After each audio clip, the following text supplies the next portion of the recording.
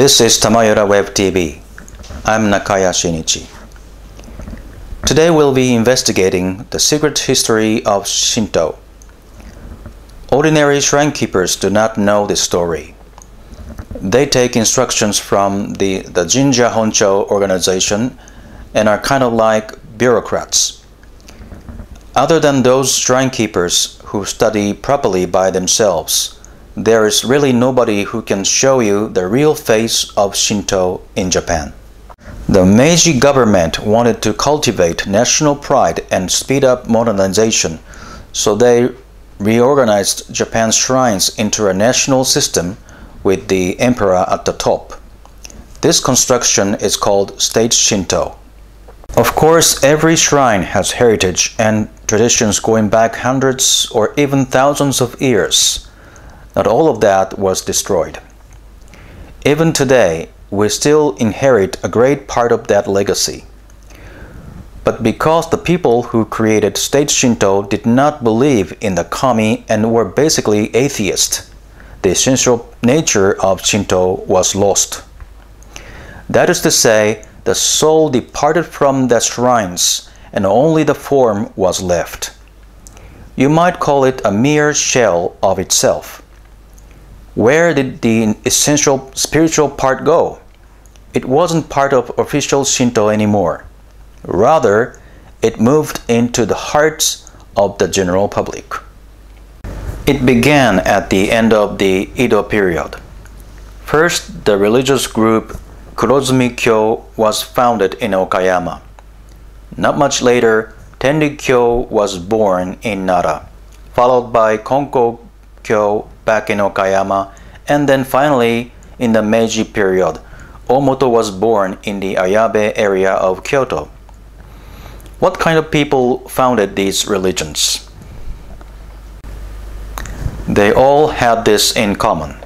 The founders did not have any intent to start a religious group, but they all received divine revelations and were driven forcibly to establish a church around them. What I see happening here is a string of local spiritual outbreaks. This is precisely a part of what I call the secret history of Shinto. That soul, which had departed from the empty shell of Shinto, is revealed by these developments. Omoto especially developed quite a bit of power in the Meiji, Taisho, and Showa eras.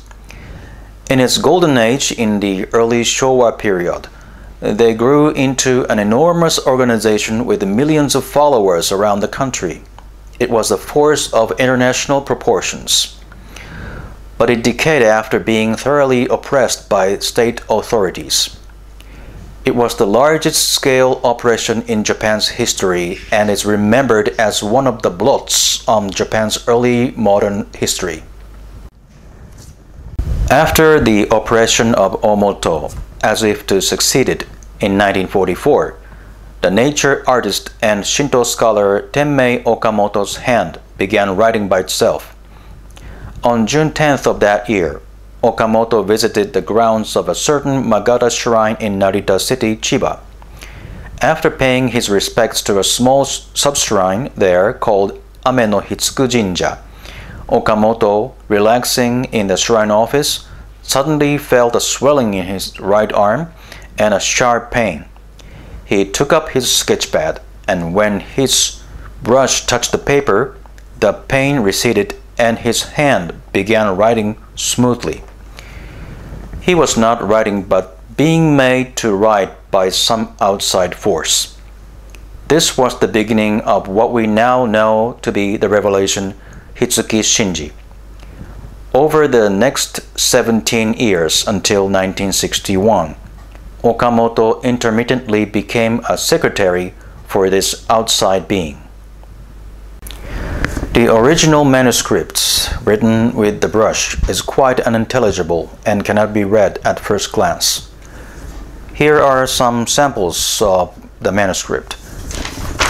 Of course, they are copies though. Actually, Tenmei Okamoto himself was unable to read what he had written. He deciphered it with the help of his mediums and researcher friends. Once deciphered, they learned that the text contained all kinds of astounding messages. What would happen in Japan and in the world from now on? What sort of society does God want us to live in? As well as many other topics, such as the form of the spirit world, its connection to our world, the purpose of humanity, and how to live one's life, and so on. Taken up even with the most abstract questions, the messages did not leave out anything. At that time, Japan was on the verge of losing the Pacific War. Some of the soldiers decided that since Japan was the land of the kami, in this emergency situation, someone, somewhere must be getting a revelation from the kami. They looked all over the country, and it seemed that the Hitsuki Shinji was considered the most trustworthy revelation for their purposes. So the Hitsuki Shinji was mimeographed and read in some military circles. In the Hitsuki Shinji, it is shown that although Japan will lose the war this time, before long it will rebuild. When Japan surrendered, they say that the soldiers who had read this resisted their thoughts of suicide. Almost 70 years have passed since the transcription of the Hitsuki Shinji began. The developments in Japan and the world have proceeded as it was written in the Hitsuki Shinji with almost 100% accuracy. Whatever happens next will be written in the Hitsuki Shinji as well. The Hitsuki Shinji does not contain the exact year and date of World War III or a concrete record of future incidents. But what it does say is that humanity is about to encounter a great turning point unlike anything we've ever experienced.